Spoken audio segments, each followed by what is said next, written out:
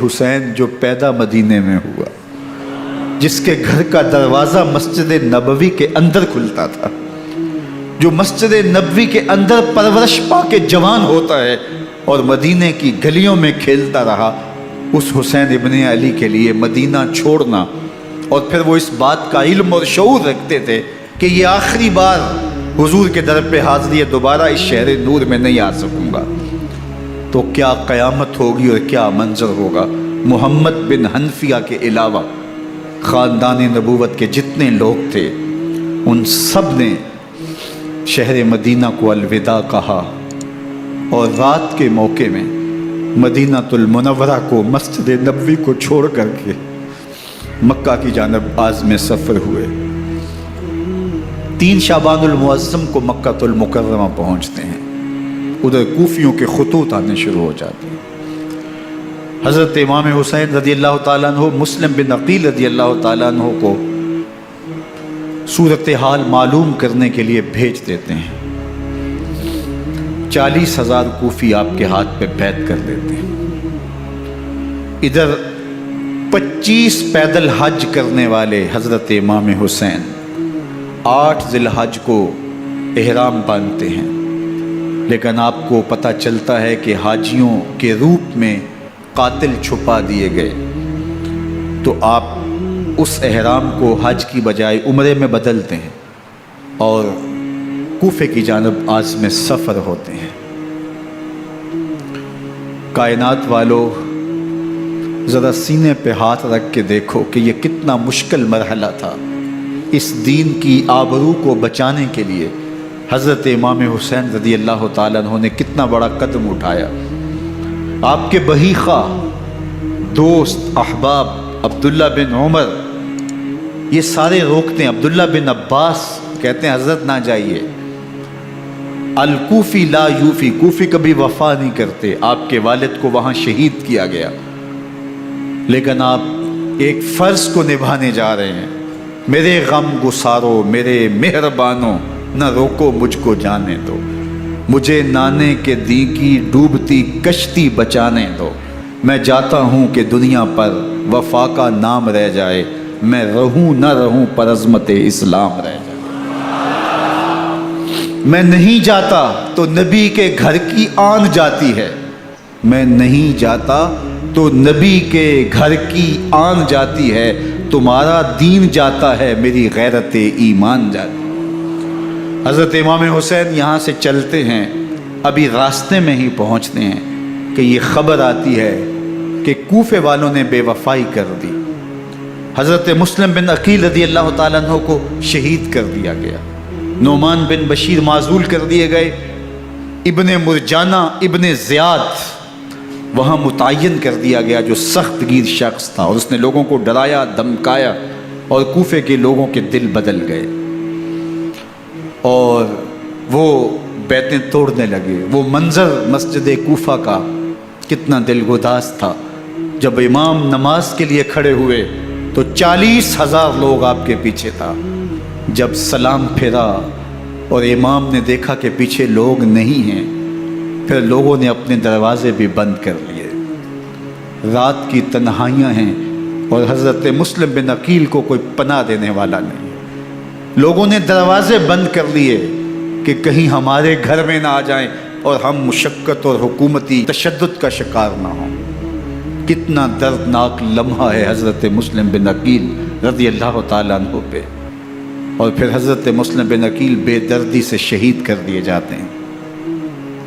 آپ ابھی راستے میں ہیں، یہ ساری کہانی پہنچتی ہے کہ حضرت مسلم شہید کر دیے گئے اور بے دردی سے شہید کر دیے گئے۔ وہ جنہوں نے خط لکھے تھے کہ ہم آپ کے ساتھ ہیں اور ہم منتظر ہیں، چشم برا ہیں، آپ کے قدموں کی چاپ سننے کے لیے بےتاب ہیں، آج انہوں نے بیتیں توڑ دی، 40,000 کوفی منحرف ہو گئے۔ مسجد کوفہ کا وہ منظر کس قدر روح کو تڑپا دینے والا تھا۔ ہم پچھلے سال عصر اور مغرب کے درمیان جب کوفہ پہنچے تو سورج ڈوبنے کے قریب تھا۔ میں نے اپنی زندگی میں اتنا اداس موسم کہیں نہیں دیکھا جتنا اداس موسم کوفے میں دیکھا، ایسے لگتا تھا جس طرح کوفے کی آب و ہوا آج بھی شرمندہ ہے۔ جو مسلم بن عقیل اور خاندان نبوت کے ساتھ اہل کوفہ نے کیا، حضرت امام حسین رضی اللہ تعالیٰ عنہ کو ان کے بہی خواہوں نے، اعزاء نے، اقربا نے، دوستوں نے، آوان و انصار نے، ساتھیوں نے کہا کہ حضرت حالات یکسر تبدیل ہو گئے، اب ہمیں مراجعت کر جانی چاہیے، واپس پلٹ جانا چاہیے۔ تو حضرت امام حسین کافی سوچ بچار میں رہے، پھر اس کے بعد آپ نے فیصلہ کیا کہ ہم آگے بڑھیں گے۔ دوستوں نے کہا کہ حضرت اگر آپ آگے بڑھیں گے تو ہمیں لگتا ہے کہ وہ آپ کے ساتھ سلوک اچھا نہیں کریں گے اور آپ بچوں کے سامنے پیاس سے شہید کر دیے جائیں گے۔ تو حضرت امام حسین رضی اللہ تعالیٰ عنہ نے وہاں ایک خطبہ ارشاد فرمایا کہ لوگوں، تم جو مجھے بتا رہے ہو مجھے اچھی طرح معلوم ہے، جو تم مجھے منظر پیش کر رہے ہو وہ میری نگاہوں میں ہے، اور جو کچھ ہونے والا ہے چشم تصور وہ منظر دیکھ رہی ہے۔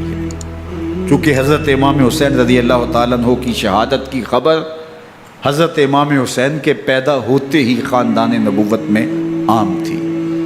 حضور علیہ الصلوۃ والسلام کو یہ بات جبریل امین نے آ کے بتائی تھی جب حسین ابن علی کے ساتھ حضور محبت کا اظہار کر رہے تھے، تو یہ جبریل امین نے آ کے کہا تھا حضور آپ کا یہ بیٹا ارض طف میں شہید کر دیا جائے گا، اور کربلا کی مٹی لا کے حضور کو دی اور ام سلمہ کو حضور نے عطا کر دی۔ حضرت ام سلمہ کہتی ہیں کہ ایک دن میں سوئی تو خواب دیکھا کہ حضور کے مبارک بال بکھرے ہوئے ہیں اور سخت پریشان ہیں، تو میں نے کہا کہ حضور آپ کی یہ کیا حالت ہے؟ وَبِيَدِهِ قَارُورَةٌ، اور حضور کے ہاتھ میں ایک شیشی ہے، فِيهَا دَمٌ، جس کے اندر خون ہے۔ تو میں نے کہا حضور یہ کیا؟ فرمایا میں قتل گاہ حسین سے آ رہا ہوں اور یہ حسین ابن علی کا خون ہے۔ تو کہا 10 محرم کا دن تھا، دوپہر کا یہ منظر تھا، میں کیلولہ کر کے اٹھی، جب میں نے دیکھا تو وہ شیشی جس میں کربلا کی مٹی رکھی تھی وہ خون بن چکی تھی۔ تو یہ خبر پہلے دی گئی تھی، یہ بتا دیا گیا تھا۔ فرمایا میرے دوستو جو تم مجھے بتاتے ہو میں اس سے بے خبر نہیں ہوں، یہ سب کچھ ہونے والا ہے، لیکن اس کے باوجود میں کیوں جا رہا ہوں؟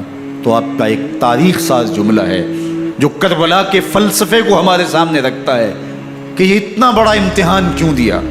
حضرت امام حسین رضی اللہ تعالیٰ عنہ نے فرمایا وَلَكُمْ فِي أُسْوَةٌ، میں اس لیے جا رہا ہوں قیامت تک ظلم، جبر اور ناانصافی کے خلاف کھڑے ہونے والوں کے لیے کوئی نمونہ تو ہو۔ میری زندگی قیامت تک ظلم، جبر اور استحصالی نظام کے خلاف کھڑے ہونے والوں کے لیے نمونہ ہے۔ تو حضرت امام حسین رضی اللہ تعالیٰ عنہ نے حق اور باطل کے درمیان ایک سرخ لکیر کھینچ دی اپنے خون سے۔ اب حق اور باطل کا امتیاز کرنا مشکل نہیں ہے، کوئی باطل پہ اڑا رہے تو الگ بات ہے، لیکن امتیاز کرنا مشکل نہیں ہے۔ حدود بالکل واضح کر دی۔ اقبال نے یہاں کتنی خوبصورتی کے ساتھ اس مضمون کو نبھایا۔ سرخ رو عشق غیور از خون او، شوخی این مصرع از مضمون او، تا قیامت قطع استبداد کر، موج خون او چمن ایجاد کر۔ ایک جہاں آباد کر دیا، حق اور باطل کی راہیں اجال دی۔ اب لوگوں کو یزید کا چہرہ پہچاننے میں دیر نہیں لگتی، وقت کے ہر یزید کا چہرہ آسانی سے پہچانا جا سکتا ہے۔ یہ معرفت زمانے کو کروائی کس نے؟ حسین ابن علی نے کروائی رضی اللہ تعالی عنہ۔ تو حضرت امام حسین نے فرمایا کہ جو میرے ساتھ ہونے والا ہے میں اچھی طرح جانتا ہوں، لیکن میں اس کے باوجود آگے بڑھوں گا۔ پھر بڑھے اور کربلا میں جا کے خیمہ زن ہو گئے۔ 7 محرم کو پانی بند کر دیا گیا۔ پانی بند ہوا تو کھانا بھی میسر نہیں تھا، لیکن ذکر پانی کا ہوتا ہے اس لیے کہ کھانے کے بغیر انسان کئی دن کاٹ لیتا ہے، لیکن پانی کے بغیر گزر نہیں ہوتی۔ تو فرات کی نہر سامنے اپنی موجوں کے ساتھ چمک رہی ہے، لیکن ایک قطرہ آب بھی آل رسول کو نہیں دیا جا رہا۔ کائنات کے اندر ایسے انوکھے امتحان بھی ہوتے ہیں۔ وارث ہوں ساقی کوثر کے، مالک ہوں حوض کوثر کے، اور بیٹے ہوں ساقی کوثر کے، اور آج ایک بوند پانی کی بھی میسر نہ ہو۔ صبر کا امتحان ہے، عزیمت کا امتحان ہے۔ حضرت امام حسین رضی اللہ تعالیٰ عنہ خیمہ زن ہو گئے۔ 3 دن تک پانی بند رہتا ہے۔ 9 محرم کو رات کی تنہائی میں حملہ آور ہونا چاہتے ہیں، لیکن آپ نے کہا کہ ہمیں اللہ کے حضور عبادت اور ذکر کے لیے وقت دیا جائے۔ ساری رات ذکر میں گزرتی ہے، عبادات میں گزرتی ہے۔ رات کے اندھیرے میں آپ چراغ بجھا دیتے ہیں۔ آوان و انصار کو کہتے ہیں کہ ان کی دشمنی میرے ساتھ ہے، انہیں میرا خون چاہیے، اگر تم رات کی تاریکی میں نکل جاؤ تو میں تم سے کوئی مواخذہ نہیں کروں گا، اور یہ بھی تمہارا پیچھا نہیں کریں گے، اس لیے کہ ان کا مطلوب تم نہیں ہو، ان کا مطلوب میں ہوں۔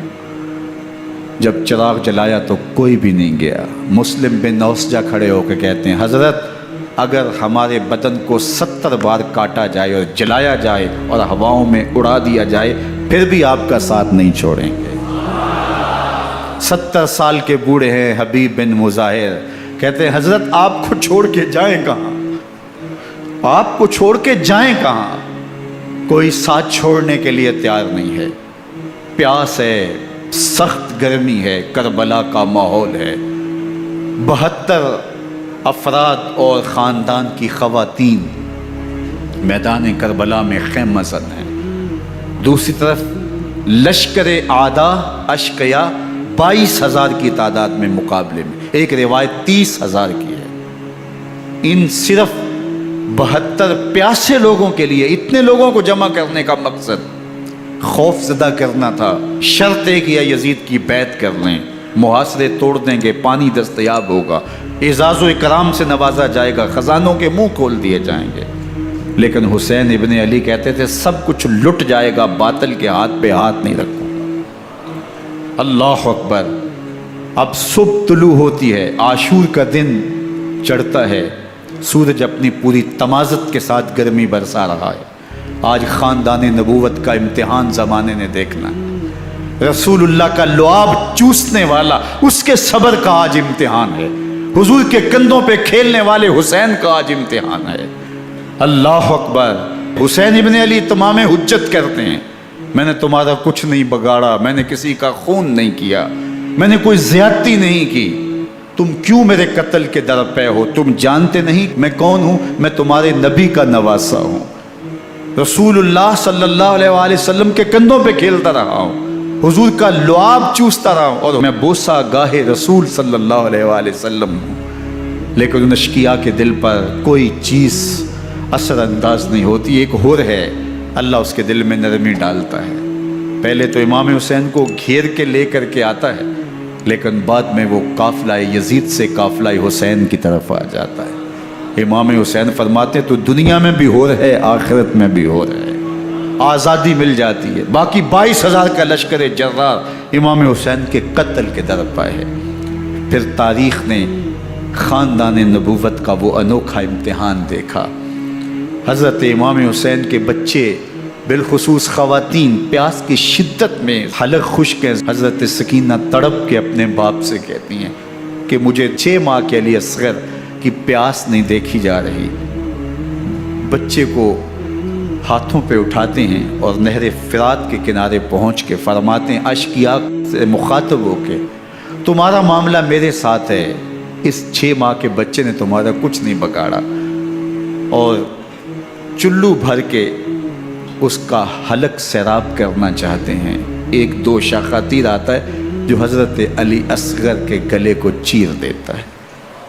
راوی لکھتے ہیں کہ وہ عام تیر نہیں تھا، جانوروں کو شکار کرنے کے لیے جو بڑے تیر ہوتے ہیں وہ 2 شاخہ تیر تھا۔ وہ گردن کو کاٹ دیتا ہے، خون بہنے لگتا ہے، گردن لٹک جاتی ہے۔ حضرت امام حسین وہ بہتا ہوا خون اپنے چلو میں لیتے ہیں اور آسمان کی طرف اچھال کے کہتے ہیں مالک حسین کی یہ قربانی بھی قبول فرما۔ یہ تماشا لبے بام نہیں ہے۔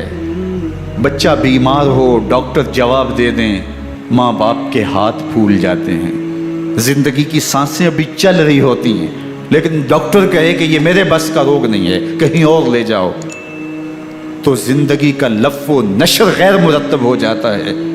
میں سلام پیش نہ کروں حسین ابن علی کو، 6 ماہ کا علی اصغر ہاتھوں میں دم توڑتا ہے، گردن لٹک جاتی ہے، خون بہہ رہا ہے، اب خیموں کی طرف بڑھ رہے ہیں، لیکن زبان پہ شکایت نہیں ہے، کہتے ہیں مالک حسین کی یہ قربانی قبول کر لے۔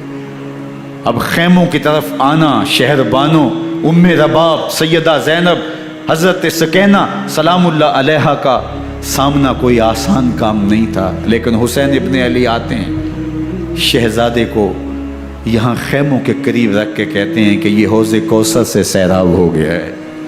اللہ اکبر، کوہرام مچ جاتا ہے خیموں کے اندر، کیا منظر ہوگا اور ان کو کن الفاظ کے پیرائے میں ڈھال کر کے ان کیفیات کو بیان کیا جا سکتا ہے جو اہل بیت کے خیموں کے اندر علی اصغر کی شہادت کے بعد کا منظر رقم ہو رہا ہوگا۔ اللہ اکبر، ادھر اشکیا آوازیں دے رہے ہیں، مبارزت کے لیے پکار رہے ہیں۔ زمانے نے پھر وہ منظر بھی دیکھا کہ جوان بیٹے کو 18 سال کی کمائی حضرت امام حسین میدان عمل میں بھیج رہے ہیں۔ وہ علی اکبر جو حسین کا نور نظر ہے، آنکھوں کا قرار ہے، دل کی تسکین ہے۔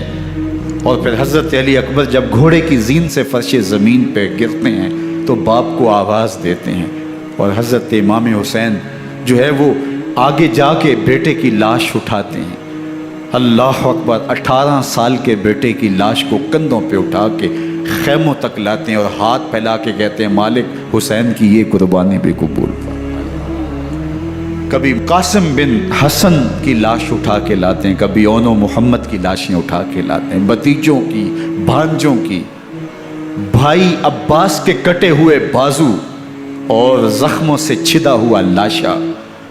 کیا کیا قیامتیں تھیں جو اس کربلا کے ایک میدان کے اندر نہیں توڑی گئیں۔ حضرت امام حسین پر دکھ پہ دکھ، تکلیفوں پہ تکلیفیں۔ اب 71 لاشیں اٹھا کے خیموں تک پہنچا چکے، اور ادھر مبارزت کی دعوت دی جا رہی، آؤ میدان عمل میں آؤ، اب دیر کیوں کر رہے ہو۔ رسول اللہ کا حرم، رسول اللہ کی شہزادیاں جو نازوں میں پلی تھی، وہ کلیاں جو شبنم کا بوجھ بھی گوارا نہیں کر سکتی تھی، آج مصیبتوں کے پہاڑ ٹوٹ گئے۔ حضرت امام حسین کبھی شہربانوں کو، کبھی ام رباب کو دلاسا دیتے ہیں، کبھی حضرت زینب کو کہتے ہیں۔ حضرت زینب کربلا کے اس میدان کے اندر بڑے حوصلے کے ساتھ اپنے بھائی کے ساتھ کھڑی رہی، اپنے 2 بیٹے راہ خدا میں پیش کیے، ان کی لاشیں وصول کی، لیکن زینب جس جرأت کے ساتھ، جس پامردی کے ساتھ اس سارے منظر کو حوصلے کے ساتھ سہتی رہی، وہ یقیناً حوصلہ سیدہ زینب سلام اللہ علیہا کا ہی ہے۔ لیکن یہ وہ منظر تھا کہ زینب کا دل بھی ڈول گیا جب حسین ابن علی گھوڑے پہ بیٹھنے لگے، اور ان کو گھوڑے میں بٹھانے والا کوئی نہیں تھا، اور جو بھی سوار جاتا پھر واپس اس کی لاش ہی آتی اور حسین ابن علی لے کے آتے۔ آج حسین ابن علی جا رہے ہیں، زندگی کا سارا سرمایہ لٹ رہا ہے، حضرت زینب سلام اللہ علیہا سنبھل نہیں رہی۔ حضرت امام رضی اللہ تعالیٰ عنہ اٹھے اور آپ نے حضرت زینب کو صبر کی تلقین کی اور کہا کہ صبر ہی بہترین ذریعہ ہے اور اللہ کی قربت کا ایک بہترین سبب ہے، اور ان کو صبر کی تلقین کرتے ہوئے فرمایا کہ میرے بعد تم نے اس ذمہ داری کو سنبھالنا ہے، اور ان مخدرات اسلام کی، ان شہزادیوں کے پردے کی تم نے حفاظت کرنی ہے۔ اور پھر گھوڑے کی زین کس کے امام حسین لشکر اشکیا کی طرف بڑھتے ہیں۔ اب خیموں سے سسکیوں کی آواز آ رہی ہے، ان کا سردار، ان کا تاجدار آج سب کو چھوڑ کے کربلا کے میدان کی طرف بڑھ رہا ہے۔ جرم کیا کیا، قصور کیا کیا، اس نے کیا زیادتی کی کہ آج نیزوں اور انیوں کے مقابلے میں 22,000 کا لشکر حضرت امام حسین پہ ٹوٹ پڑتا ہے۔ آپ پھر اتمام حجت کرتے ہیں، میں نے کسی کو قتل نہیں کیا، خون ناحق نہیں بہایا، میرے خون کے درپے کیوں ہو، اپنی آخرت کیوں برباد کرتے ہو، تم جانتے نہیں میں کون ہوں، میں تمہارے نبی کا نواسا ہوں۔ لیکن ابن زیاد کہتا ہے مقابلے میں آؤ۔ پھر حضرت امام حسین رضی اللہ تعالیٰ عنہ مقابلے میں آتے ہیں، اور جب گھوڑے کو ایڑ لگا کے دشمن اشقیاء پہ ٹوٹتے ہیں تو پھر ایسا منظر ہوتا ہے کہ وہ بھیڑ بکریوں کی طرح آگے بھاگتے ہیں۔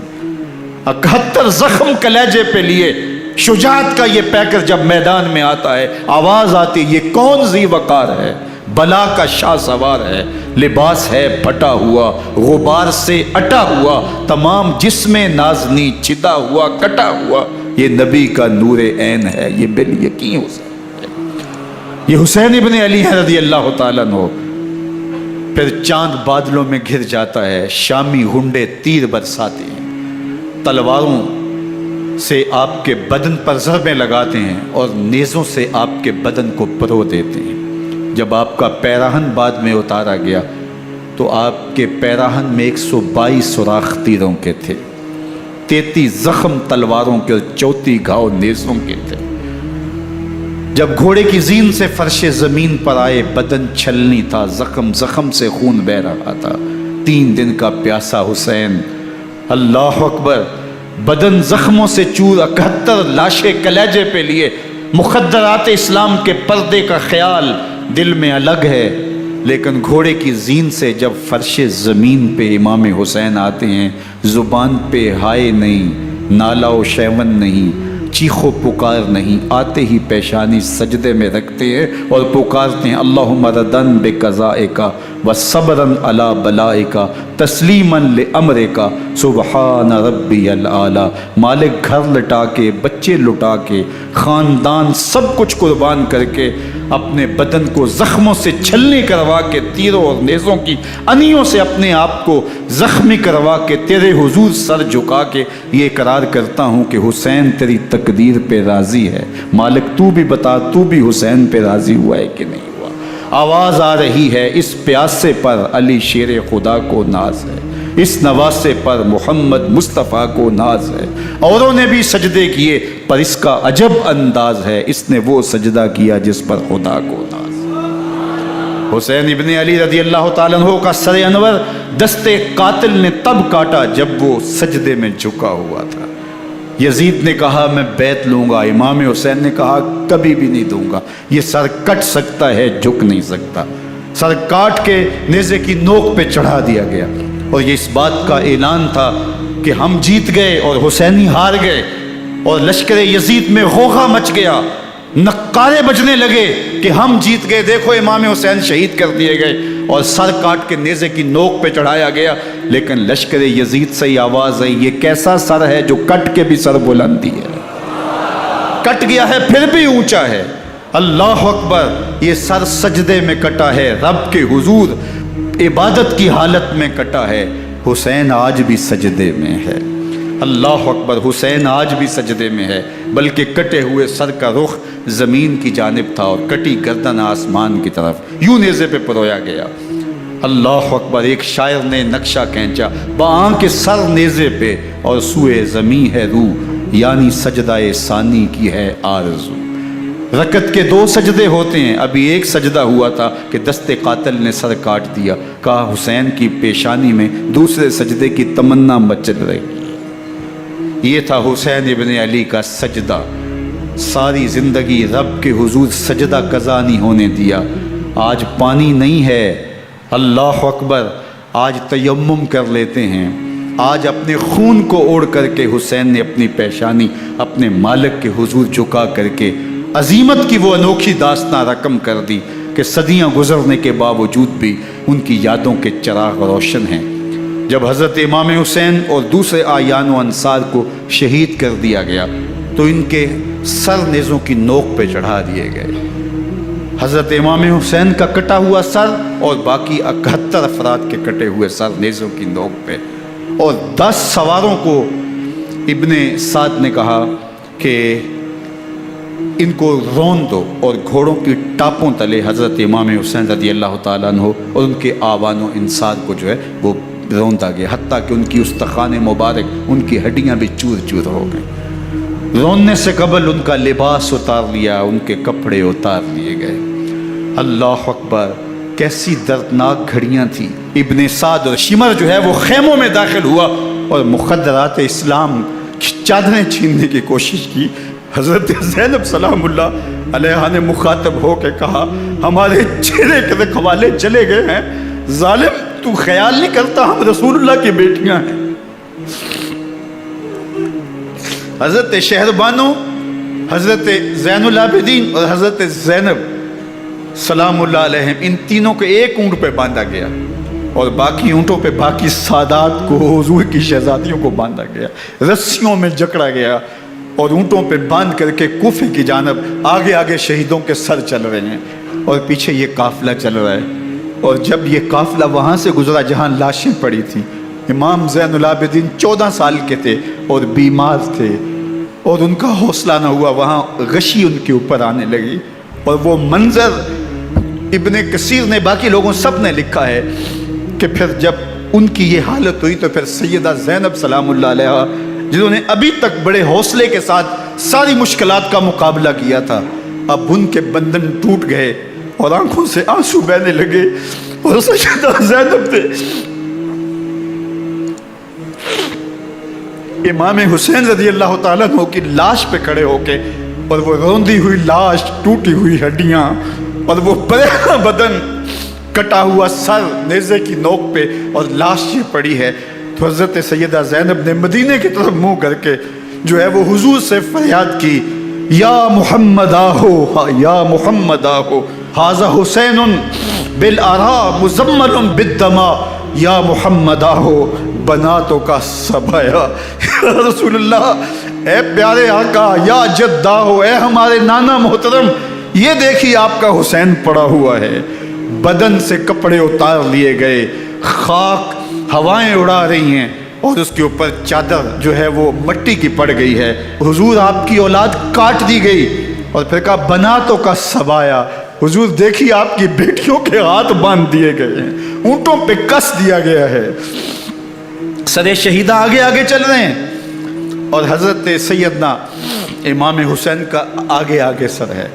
रास्ते के अंदर एक जगह आई, रात गुजरी और इनको उतारा गया। रात का मौका था, एक खातून आई और उसने कोई खाना पेश किया इनको और कहा कि मैं किसी ज़माने में हज़रत सैयदा फ़ातिमा तो ज़हरा की नौकरी किया करती थी, उनकी लौंडी थी, उनकी कनीज़ थी, और आज मुझे पता चला कि आप लोग गुजर रहे हैं, तो मैंने कहा कि मैं अपनी मखदूमा के ख़ानदान की खिदमत करूं।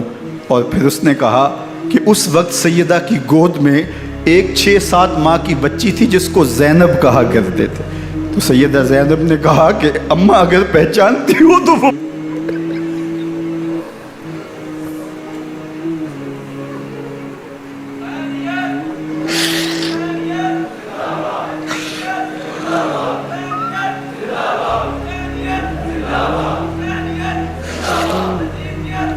ये ताराज और लुटा हुआ कारवां फिर वहाँ से कूफे में कैसे पहुँचा, और कूफे के अंदर सैयदा ज़ैनब सलामुल्लाह अलैहा ने वो यजीद के दरबार में, इब्न ज़ियाद के दरबार में वो जुर्रत आमेज़ जो बातें कहीं, अल्लाह अकबर, ज़ैनब की ज़ुबान में अली की खिताबत बोल रही थी और फिर दुश्मन और दोस्त सारे रोने लगे और वो क्या दिल गदास मंजर थे। और फिर ये सरों का काफ़िला और सादात किराम का मुश्कें कसी हुई हैं और ऊँटों पे बांधे हुए इनको वहाँ से फिर कादसिया और कादसिया से फिर दिमश्क यजीद के दरबार में पहुँचाया गया और वहाँ से ये लुटे हुए खानमा बर्बाद ताराज लोग मदीनातुल मुनव्वरा में कैसे पहुँचे और अहले मदीना ने कैसे इस्तकबाल किया, और वो मंजर कितना दिलगुदास था जब अहले मदीना ज़ैनब से पूछते थे ज़ैनब हुसैन कहाँ है।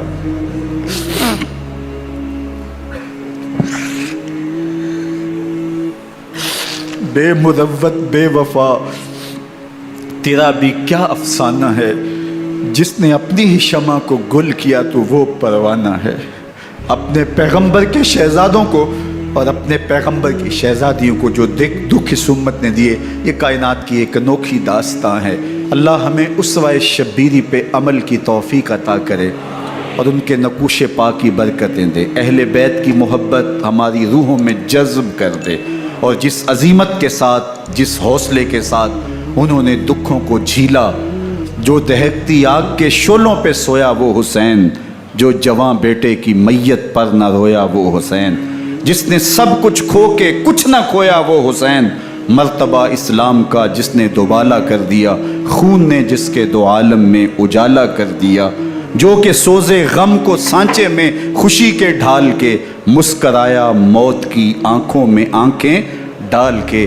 اے حسین ابن علی تم پر سلام، نازش آل نبی تم پر سلام۔ ذرا میرے ساتھ یہ پڑھ لیجئے، اے حسین ابن علی تم پر سلام،